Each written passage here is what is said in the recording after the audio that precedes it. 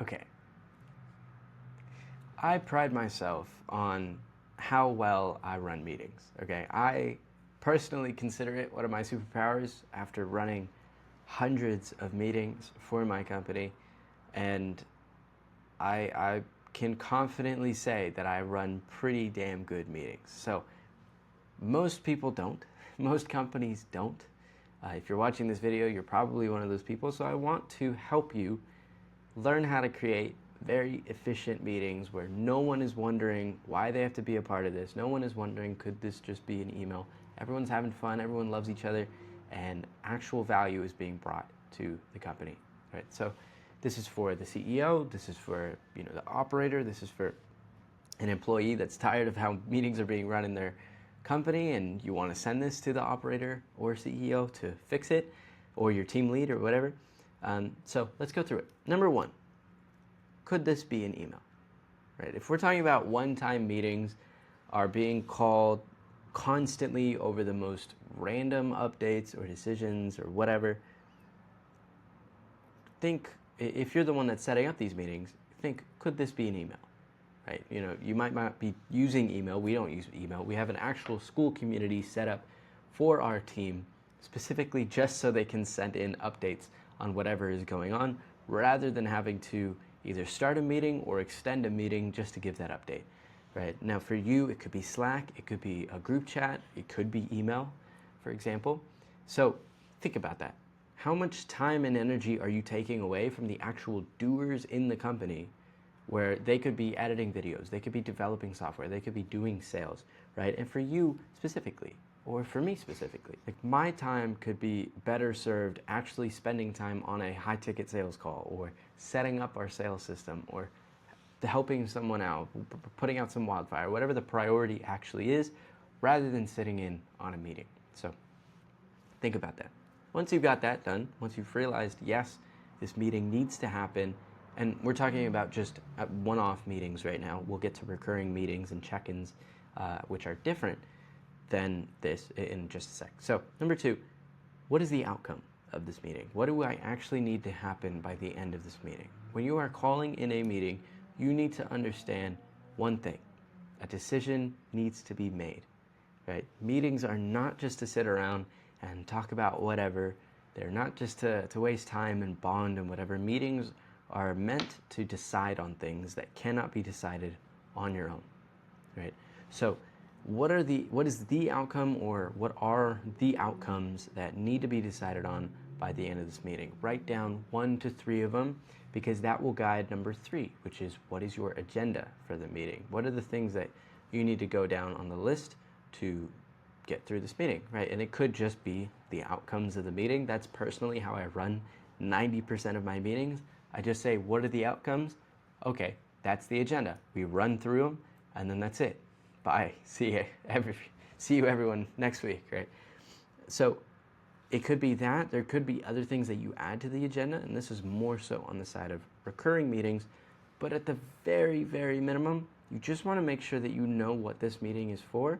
And the agenda is kind of to send to other people, because we, at least in our company, we want to set a culture of no to meetings unless they're absolutely necessary. So how can we prove to people that this meeting is absolutely necessary, not only to have the meeting happen, but also to have them on the meeting, have that specific person on the meeting, right? Maybe we need their expertise on this, et cetera, et cetera.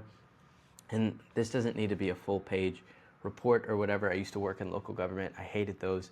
For us, it's just bullet points, right? It's just, we need to decide on this. We'll need this person for this decision. This is why, blah, blah, blah. It'll probably take 20 minutes, etc. Right? Now, let's start talking about recurring meetings, right? Or check-ins, or whatever you want to call them, right? I run a lot of weekly check-ins, or at least I used to, because there needs to be a system in place so that I don't need to be running all of these meetings on my own. I love meetings, but I'm not the one that needs to be running them. I especially shouldn't, because if I'm sitting in the audience, I can actually have a better perspective on whether or not this is an efficient meeting, or whether or not this could just be an email, right? We have tons of weekly check-ins. We have one for our community moderators. We have one for our developers. We have one for our media team. We have one for, I think that might actually be it. And then we have monthly ones for kind of our core executive, what do you want to call it, team. But it's still a lot. It still adds up to about 7 or 8 hours of meetings on my Tuesday of every single week that I have to be on all of these meetings, because it's also these team check-ins and it's also these one-on-ones and then one-on-one-on-ones, and then, you get the point. So what can we do about it? Well, number one, as the company grows, we need to put people in place, team leads, to take care of these, right? So for the media team, we have a media team lead who needs to be able to understand whether or not these recurring meetings are actually needed, which for a recurring check-in it is.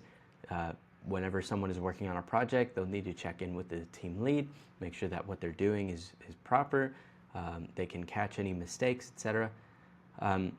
That's not exactly something that could be an email. Now, the media team can just be checking into the school community, but also having these team weekly calls brings the team together. People can exchange ideas, etc. But keeping these meetings as short as possible so they're not wasting anyone's time is what is more important. Now, what's the outcome at the end of every meeting? Should we change direction on something? Should the team lead tell someone to, I don't know, probably not change the music, because I've learned that that's not a good thing to tell an editor. But anyway, you get the point. Like, there are some outcomes that need to happen by the end of this meeting. What is the general agenda of a recurring check-in? For the media team, again, as an example, maybe we need to go through each video or each project that the media team is working on, check on the deadline, see how close we're getting, see what needs to be moved around to make sure that we can hit that deadline, etc., etc. And in the beginning, I would be the one doing this, right? I would be the one setting up the agenda and everything. I move that to the team lead so that I can sit in the audience every once in a while and I can just watch what's going on. I can chime in whenever need to.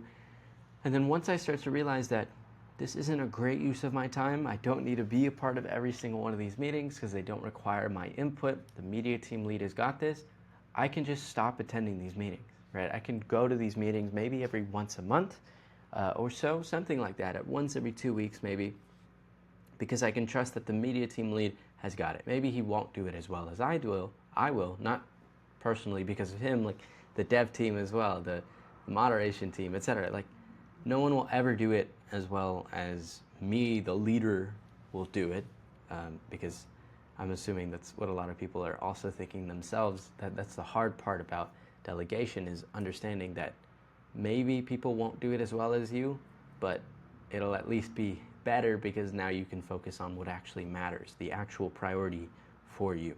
So once I've done that, again, once I've got this system set up, these recurring meetings are happening, I can give it to the team lead. I can work with them to make sure they know how to set an agenda for every week, that system is set up in place. I can make sure that these meetings aren't running too long, and then there you go. I can stop attending, I can continue attending if they're still important to me, I can set up other meetings or not if they're not needed, and that's pretty much it. There's not a whole lot to it than that. I try not to complicate meetings. I think a lot of people try to extend meetings as much as possible just because they think that's needed.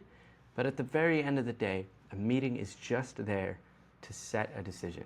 A decision needs to be made. Let's call in a meeting, let's bring in the experts, let's spend as little time as needed so that we can get this done and everyone can get back to work. Again, because at the end of the day, your company cannot scale when you are stuck in the weeds.